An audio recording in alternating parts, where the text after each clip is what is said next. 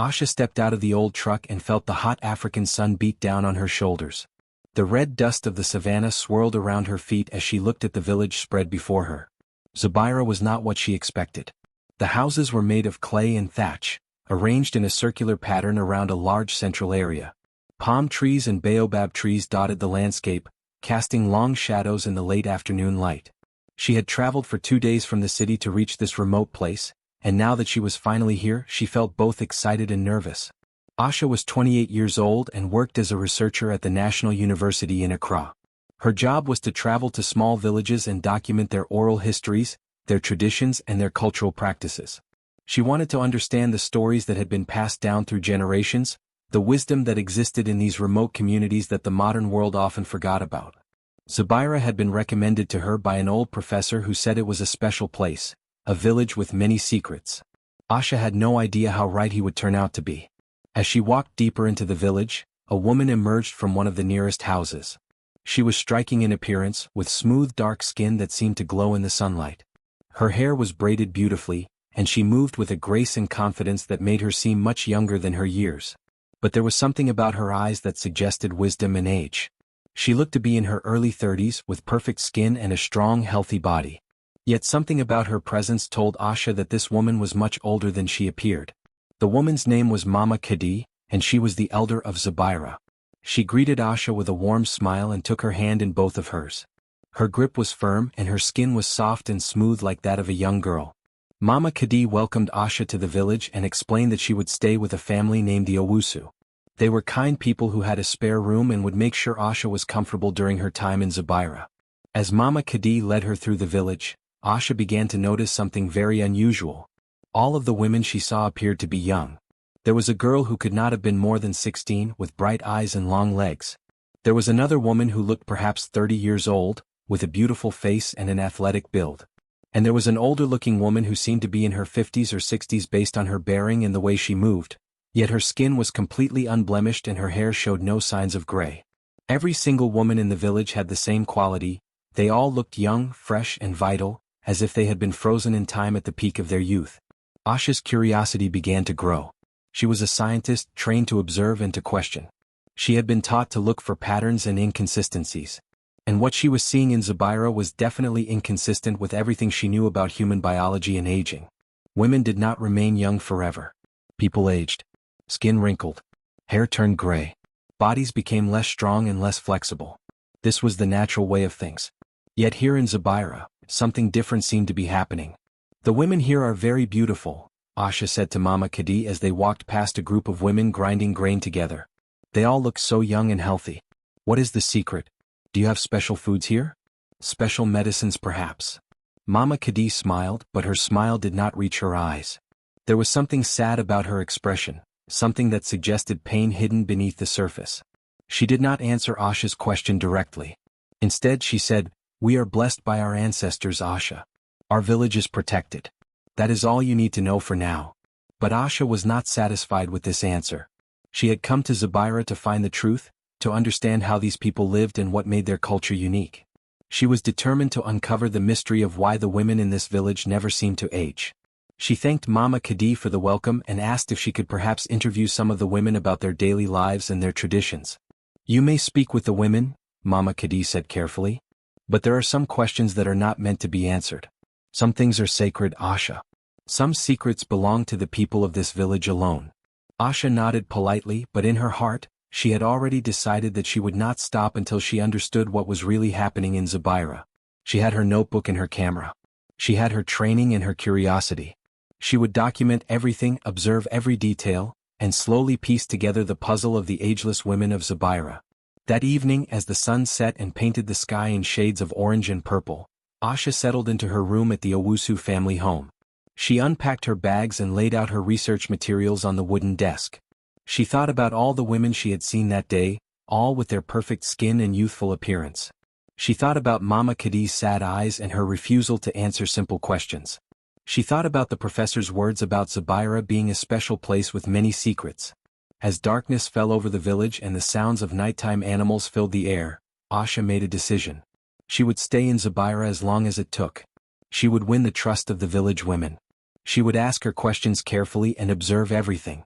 And eventually, she would discover what made this village different from all the other villages she had visited. She did not know it yet, but the truth she was about to uncover would change her forever. It would be a truth so strange and so terrible that it would challenge everything she believed about the world and about human nature itself. Asha spent her first week in Zubaira conducting interviews and taking notes. She spoke with women about their daily routines, their families, their health, and their beliefs. She was careful to ask gentle questions that would not make them uncomfortable or suspicious of her true intentions. She wanted them to trust her so that eventually, they might reveal the truth about their ageless appearance. But the women were guarded in their responses. When asked about their age, they would smile mysteriously and change the subject. When asked about their beauty secrets, they would mention vague herbal remedies and natural oils that could be purchased in any market in the city. Nothing they said explained the obvious fact that they all looked impossibly young. On the 8th night of her stay, Asha made a discovery that would push her closer to the truth. She had been lying in her bed, unable to sleep because of the heat and her racing thoughts, when she heard the sound of footsteps outside her window. She rose quietly and peered through the darkness. In the moonlight, she could see the silhouettes of women moving silently through the village. They walked with purpose, their movements synchronized and deliberate. Asha's heart began to beat faster. She grabbed her notebook and her camera and slipped out of the house as quietly as possible. The women moved in single file, their feet making barely any sound against the dusty ground. Asha followed them from a distance, keeping to the shadows of the buildings and the trees. They led her away from the center of the village, toward the edge where the cultivated land gave way to wild bush. And there, standing alone in the moonlight like a giant guardian, was the ancient baobab tree. Asha had seen it from a distance during the day, but it was even more impressive at night. The tree was enormous, its trunk wider than a small house, its roots spreading across the earth like the gnarled fingers of some ancient creature. The tree must have been hundreds of years old, possibly thousands. The women gathered in a circle around the base of the baobab tree. There were about 30 of them, ranging in apparent age from teenagers to women who should have been elderly. But as Asha watched from her hiding place behind a nearby acacia tree, she realized that every single woman was beautiful and young-looking. Not one of them showed the signs of aging that normal women would show. There were no wrinkles, no gray hair, no sagging skin. It was as if they had all been frozen in time at the peak of their physical perfection. Then the chanting began. It started slowly with just a few voices humming a low note. But gradually more voices joined in, and the sound grew louder and more complex. The chant was in a language Asha did not recognize, something ancient and otherworldly. The syllables were strange and unfamiliar, rolling off the women's tongues in patterns that seemed almost hypnotic. The rhythm of the chant matched the beating of Asha's own heart, and she found herself growing drowsy even as she struggled to stay alert and observe everything that was happening. The women began to sway back and forth, their hands raised toward the massive trunk of the baobab tree. As they swayed and chanted, something extraordinary seemed to happen. A faint glow appeared on the bark of the tree, a soft luminescence that had no obvious source. The glow was pale green in color, like the light of fireflies or bioluminescent creatures. It grew brighter as the chanting grew louder, until the entire trunk of the baobab tree seemed to be glowing with an inner light. Asha gripped her camera with trembling hands. This was something real, something she could document. She raised the camera to her eye and began to photograph the scene before her. The flash went off once, twice, illuminating the area in bright white light. Immediately the chanting stopped. The glow disappeared from the tree. The women's heads snapped toward Asha's hiding place, and their eyes locked onto her position as if they had known exactly where she was all along. Asha's survival instinct took over. She turned and ran, crashing through the bushes and scrambling back toward the village. Behind her, she could hear the sound of the women following, but they did not run. They walked, their pace steady and unhurried, as if they knew they would catch her eventually. Asha ran all the way back to the Owusu family home and locked herself in her room, her heart pounding in her chest. The next morning, Asha was shaken and afraid. She considered leaving Zubaira immediately and returning to the city. But her scientific curiosity was too strong. She had seen something extraordinary, something that defied explanation. She could not leave without understanding what it meant. So she stayed and she waited to see what would happen. 2 days later, as Asha was sitting alone by the village well, a young girl approached her. The girl's name was Zola, and she was perhaps 14 years old, with bright curious eyes and a mischievous smile. Unlike the other villagers, Zola did not seem afraid of Asha or suspicious of her intentions. Instead, she seemed almost eager to speak with the researcher. "You saw the ritual," Zola said. It was not a question. She sat down beside Asha on the edge of the well, her young face serious and thoughtful. Yes, Asha admitted. I followed the women to the baobab tree. I saw them chanting and I saw the light. What was that? What were they doing? Zola looked around to make sure no one was listening. She lowered her voice to barely a whisper. There is a price, she said. For everything we have here in Zabira. For our beauty, for our youth, for our health. There is always a price, and it is a terrible one. What do you mean? Asha asked, leaning closer. What kind of price? I cannot tell you more, Zola said, standing up quickly. But I can tell you this, knowing our secret will change you forever. You will wish you never came to Zabira. You will wish you never learned the truth. But now that you have seen the ritual, now that you know something is happening here, you cannot leave without understanding it completely. That is the curse of knowledge, Asha. Once you know something, you cannot unknow it. Before Asha could ask more questions, Zola disappeared into the crowd of people moving through the village. Asha sat alone by the well, her mind spinning with questions and possibilities. What was the price that Zola had mentioned? What did the ritual at the baobab tree actually do? And why were all the women in Zabira so determined to keep their secret hidden? That night, Asha noticed that Mama Kadi was watching her. The village elder sat outside her hut in the moonlight, her ageless face calm and unreadable, but her eyes followed Asha's every movement. There was no anger in her gaze, only a deep sadness, as if she pitied the young researcher for her relentless pursuit of knowledge. Asha realized that the old woman knew that she had followed the women to the baobab tree. Mama Kadi knew that Asha had seen the ritual. And now, the elder woman was waiting to see what Asha would do with that knowledge. The researcher understood that she had crossed a line, and there was no going back now. Asha knew that she had to find more information about what was happening in Zabira.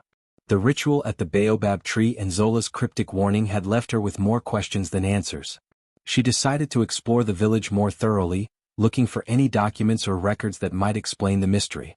One afternoon, while walking near the village meeting hall, she noticed a small stone building that she had not seen before.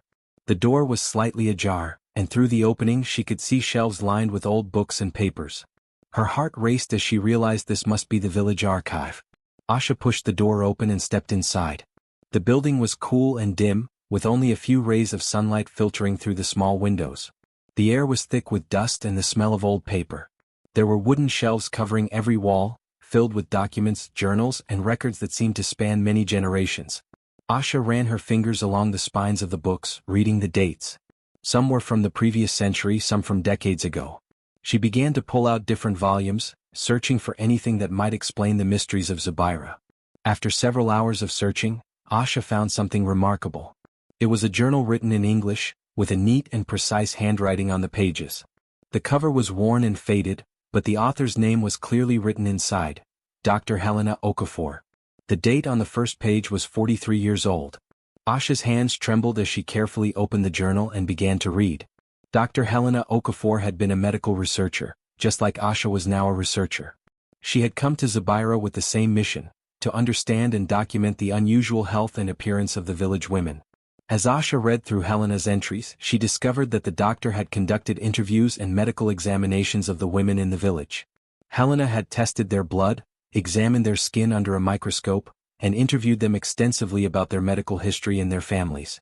But as Helena's research continued, she had begun to uncover something extraordinary and disturbing. The women of Zabira had made a pact with an ancient spirit, a supernatural being that was bound to the baobab tree. This spirit was very old, perhaps older than human civilization itself. According to the stories that Helena had collected from the village women, the spirit had originally been a protective guardian of the village's ancestors. Long ago, when the women of Zabira were dying from childbirth complications and from the diseases that come with age, one of the village's ancestors had approached the spirit and made a deal. The spirit had agreed to grant the women of Zabira eternal youth and agelessness. They would never wrinkle. They would never suffer from the diseases of aging. They would remain beautiful and strong for all of their lives. They would be protected from the suffering that comes with age. But the price for this gift was steep and permanent. The women who received the gift of eternal youth would never be able to bear children. Their fertility would be taken from them, locked away by the spirit as payment for their immortality. Every woman born in Zabira after the pact was made would inherit this curse along with the gift of eternal youth. As Asha read Helena's account of this discovery, she felt her stomach twist with emotion. She could feel Helena's shock and sadness coming through in the doctor's words.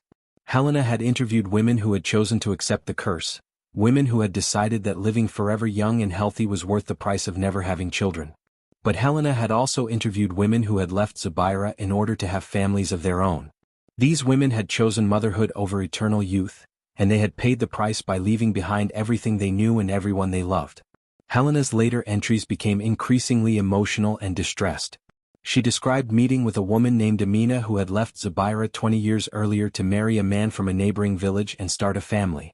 Amina had given birth to 2 healthy children, and she had thought that she had escaped the curse of Zubira. But as time went on, she had begun to notice strange changes in her body. Her body had stopped aging. Her skin had remained smooth and perfect. Her hair had not turned gray. She had been blessed with the gift of eternal youth, even though she had left the village and broken her connection to the baobab tree. The curse, or blessing, had followed her bloodline no matter how far she traveled. The final entries in Helena's journal were the most heartbreaking. Helena had decided that she could not publish her findings. She could not expose the secret of Zubira to the world. She understood that the women of the village had made a conscious choice to sacrifice motherhood in exchange for protection from death and the suffering of age. To reveal their secret would be to destroy the very foundation of their society and their way of life. Helena had written that she would take the knowledge with her to her grave, and she prayed that no one after her would be curious enough to follow in her footsteps and uncover the truth. But Asha had found the journal. Asha had uncovered the forbidden knowledge that Helena had tried to keep hidden. And now Asha herself was faced with a terrible decision. What would she do with this information? Would she expose the secret of Zubira to the world? Would she publish her findings and make the village women's private sacrifice known to the entire scientific community? Or would she, like Helena, keep silent and let the secret die with her? That evening, Asha found herself alone with Zola by the well again. The young girl seemed to be waiting for her, as if she knew that Asha would come looking for her after discovering the truth. Asha sat down beside Zola and held up the journal. "I found Dr. Helena's journal," Asha said quietly. "I know about the pact. I know about the spirit. I know that the women here cannot bear children." Zola's eyes filled with tears. The young girl nodded slowly, as if a great burden had been lifted from her shoulders now that the secret was finally out in the open. "Yes," Zola said. "It is true. Every woman born in this village is blessed with eternal youth and perfect health, but we are cursed to never have children of our own. No woman in Zubira will ever feel a baby grow inside her body. No woman here will ever give birth to her own child. We must choose, Asha. We must choose between staying in Zubira and being young and beautiful forever, or leaving the village and trying to have a normal life, even though the curse will follow us. What will you choose?" Asha asked gently. Zola looked down at her young hands. "I do not know," she whispered. "I'm only 14 years old. I'm still so young. I have my whole life ahead of me. But I know that someday I will have to make a choice that will affect the rest of my existence. I will have to decide whether to sacrifice motherhood or to sacrifice eternal youth and beauty. There is no choice that is truly good, Asha. There is only the choice between 2 different kinds of loss." Asha put her arm around the young girl and held her close. She understood now why Mama Kadi's eyes were so sad. She understood the terrible price that the women of Zubira paid for their agelessness. And she understood the impossible burden that every new generation of women in the village had to bear. The next morning, Asha made a decision that she knew would change everything. She carried Helena's journal with her as she walked through the village, looking for Mama Kadi. She found the elder woman sitting outside her hut, braiding the hair of a younger girl. When Mama Kadi saw Asha approaching with the journal in her hand, she dismissed the girl with a gentle wave and stood up to face the researcher. "We need to talk," Asha said. There was no point in hiding the truth anymore. Mama Kadi already knew that Asha had discovered the secret. The elder woman nodded slowly. "Come inside," she said, gesturing toward her hut. "It is time that you heard the full story from someone who understands it completely." They sat together on woven mats inside the cool darkness of Mama Kadi's home. The walls were decorated with beautiful cloth and carved wooden objects. There were jars of herbs and oils on the shelves, and the air smelled of incense and earth. Mama Kadi poured water from a clay pitcher into 2 cups and handed one to Asha. The elder woman's ageless face was calm, but her eyes carried the weight of centuries of knowledge and sadness. "You have read Helena's journal?" Mama Kadi said. It was not a question. "Yes," Asha replied. "I know about the pact with the spirit. I know about the price that the women pay. But I still have questions. I need to understand how this works. Helena wrote that women who leave Zubaira and try to have children eventually lose the ability to conceive anyway. How is that possible? Mama Khadi closed her eyes for a moment, as if gathering the strength to explain something that she had explained many times before. When she opened them again, she looked directly at Asha with an intensity that made the young researcher feel small and young. The curse, as you call it, is bound to the bloodline, Mama Khadi explained. It is not only bound to the village itself. When a woman is born in Zubaira, the spirit marks her. The mark is invisible, but it is permanent. Even if she leaves the village, even if she travels to the other side of the world, the mark follows her. When she reaches the age of fertility, her body will refuse to conceive a child. It does not matter if she is married, it does not matter if she is healthy, it does not matter if she wants nothing more than to have a family. The spirit will not allow it. But why? Asha asked in frustration. Why would the spirit do this to women who have left the village and broken away from the pact? Because the pact was made with the bloodline, not with individual women, Mama Khadi explained. Our ancestor, a woman named Adeyemi, made the deal with the spirit of the baobab tree more than 400 years ago. At that time, our village was dying. Our mothers were dying in childbirth because they did not have access to modern medicine or skilled midwives.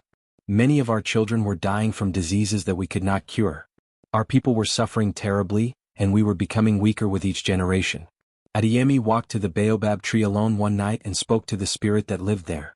She offered the spirit a deal. She offered the fertility of all the women in her bloodline in exchange for protection from death and suffering. Mama Khadi stood up and walked to the window of her hut, looking out at the village beyond. The spirit accepted the offer, she continued. And from that day forward, the women of our village stopped dying from childbirth. We stopped getting diseases. We stopped aging. Our bodies remained young and strong and perfect. But we could never have children of our own. That was the price that Adeyemi agreed to pay, and it is a price that every woman born from her bloodline has had to pay ever since. That is a terrible sacrifice, Asha said. How did the women of the village accept such a thing? How could they agree to give up motherhood forever? Mama Khadi turned back to face Asha, and her eyes were filled with tears. When you are dying, when you watch your sisters and your cousins die from complications of childbirth, when you see children orphaned because their mothers could not survive the pain of giving birth, the sacrifice does not seem so terrible anymore. When you are suffering from diseases that waste your body and cause you pain every single day, the idea of eternal health and youth seems like a gift from the gods themselves, not a curse. But what about the women who wanted to have children? Asha pressed. What about the women who made the choice to leave the village? They left, Mama Khadi said simply. And we did not stop them. We understood their desire to have families of their own. We understood that motherhood is a powerful calling for many women. But they discovered that the curse followed them no matter how far they traveled. The women who left Zubaira thought they had escaped our fate, but they discovered that they could not escape their own blood. The spirit's mark was permanent and unbreakable. Mama Khadi sat back down on the mat across from Asha. I have lived for 83 years, she said. And I have looked the same since I was 20 years old. I have watched the world change. I have seen new technologies come into existence.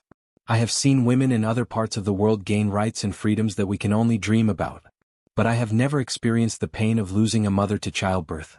I have never watched my sister die from an infection after giving birth. I have never had to bury a child that I carried in my body for 9 months and brought into this world. The women of Zubaira have traded motherhood for protection from these horrors. Is it worth it? Asha asked quietly. Mama Khadi was silent for a long time before answering. That is a question that each woman in this village must answer for herself, she said finally. Some women believe that the trade is fair. They would rather live forever young than have the experience of motherhood. Other women are not so sure. Some of them feel the weight of this sacrifice every single day of their lives. But they have made their choice and they live with it. That is what it means to be a woman of Zubaira. Asha thought about Zola, the young girl who did not yet know what choice she would make. She thought about all the women in the village who had accepted this strange and terrible pact. She thought about Dr. Helena Okafor, who had discovered the same truth and had chosen to keep silent rather than expose the secret. Why are you telling me all of this? Asha asked. Helena kept the secret hidden. You could have done the same. You could have made me leave without explaining anything. Mama Khadi smiled sadly. Because you have already seen the truth, Asha. You have already discovered the journal. You have already learned the secret. I am telling you this because I want you to understand that this is not a horror story. This is not a tragedy. This is a choice that our people made a long time ago, and we have lived with that choice for generations. Some might call it a curse, but we call it protection. We call it survival. We call it the price of freedom from suffering. What will you do with this knowledge? Mama Khadi asked. Will you expose our secret to the world? Will you write about Zubaira in your research? Will you tell everyone what you have discovered? Asha did not answer immediately. She thought about the ethical implications of keeping such a secret. She thought about her responsibility as a researcher to report the truth. But she also thought about what it would mean for the women of Zubaira if their secret was exposed to the world. Scientists would come. Journalists would arrive. The village would be invaded by outsiders wanting to study the ageless women. The women's privacy would be destroyed. Their sacred tradition would be violated. I do not know yet, Asha said honestly. But I will think about it. Mama Khadi nodded. Take your time, she said. Sometimes the most important decisions cannot be made quickly. Sometimes we must sit with our knowledge and let it change us before we decide what to do with it. Asha spent the next 3 days in her room at the Owusu family home, thinking carefully about what she would do with the knowledge she had gained. She sat at the wooden desk with Helena's journal open before her, reading through the doctor's words again and again. She thought about the ethical responsibility of a researcher to report the truth. She thought about the scientific value of documenting such an extraordinary phenomenon. But most of all, she thought about the faces of the women in Zubaira, and what their lives would become if the world knew their secret. She imagined what would happen if she returned to Accra and published her findings. Scientists from universities around the world would descend upon Zubaira like vultures. The village would be studied, analyzed, and documented in academic papers and journals. The women would lose their privacy, their dignity, and their peace. Journalists would come seeking sensational stories. Pharmaceutical companies would want to understand the secret of their eternal youth, hoping to replicate it for profit.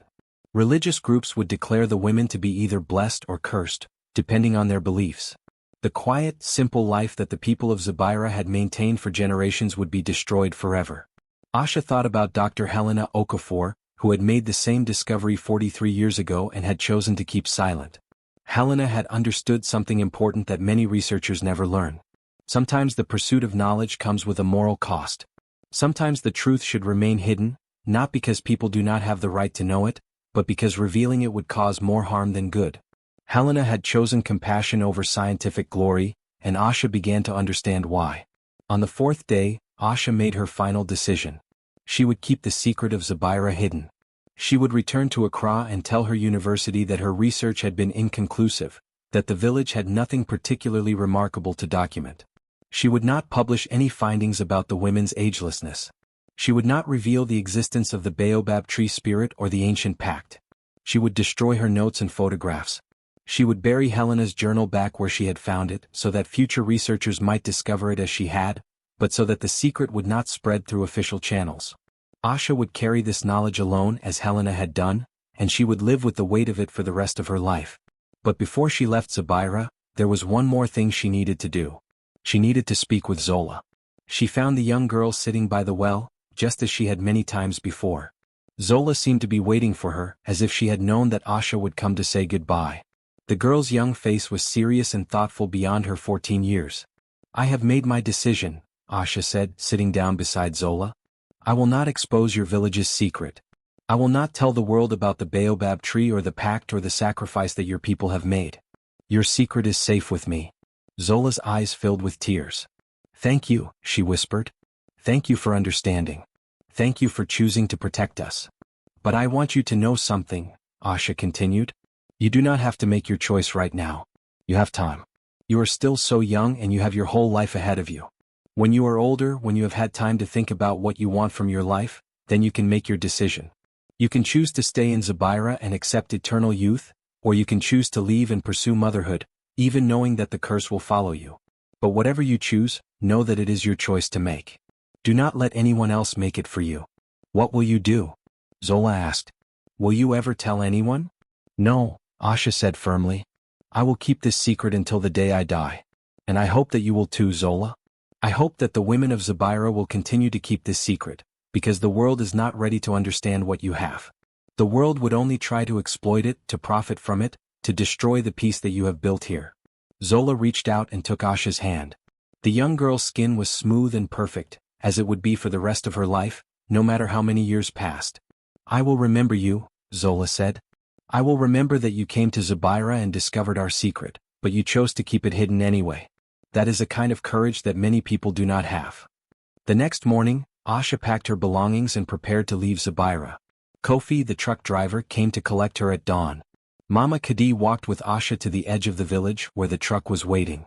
The elder woman's ageless face was sad, but there was also something like respect in her eyes.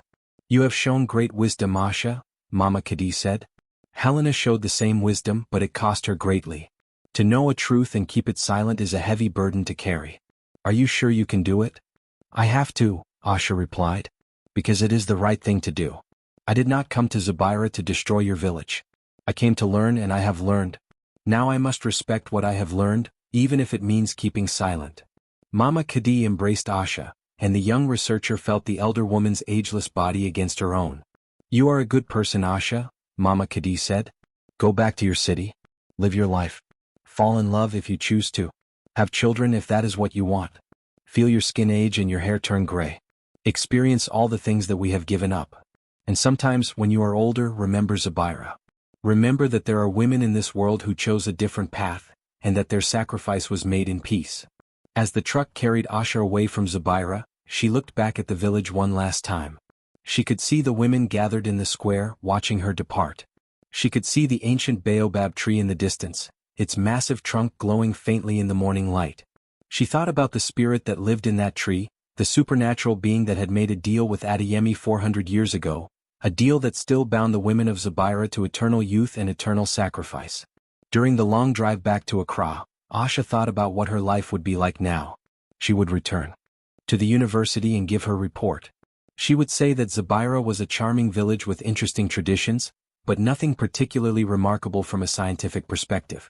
She would file her research and move on to her next project. No one would ever know about the secret she carried with her. No one would ever understand the weight of knowledge that she now bore. But Asha also understood something profound. She understood that sometimes the most important research is not about discovering new facts, but about deciding what to do with the facts you have already discovered. She understood that compassion and wisdom are sometimes more valuable than scientific glory. She understood that there are truths in this world that should remain hidden, not because they are false, but because revealing them would cause unnecessary suffering. Years would pass and Asha would live her life. She would fall in love and get married. She would have 2 beautiful children. She would feel her skin age and her hair turn gray. She would experience all the things that the women of Zubaira had sacrificed. And every time she felt a wrinkle deepen on her face or noticed a new gray hair on her head, she would think about Zola and the other women of the village, frozen in their eternal youth, paying the price of their sacrifice every single day. Asha never returned to Zubaira, but she never forgot it either. She kept Helena's journal hidden in a secret place, where no one would ever find it. She destroyed all her photographs and notes. She refused all requests from other researchers who wanted to study the village. And when young students would ask her about the most interesting place she had ever visited, she would smile mysteriously and say that some stories are too precious to share with the world. The secret of Zubaira was safe. The women could continue their quiet lives, performing their rituals under the full moon, maintaining their pact with the ancient spirit of the baobab tree. And Asha carried the weight of their sacrifice with her, understanding finally that some truths are indeed too dangerous to tell.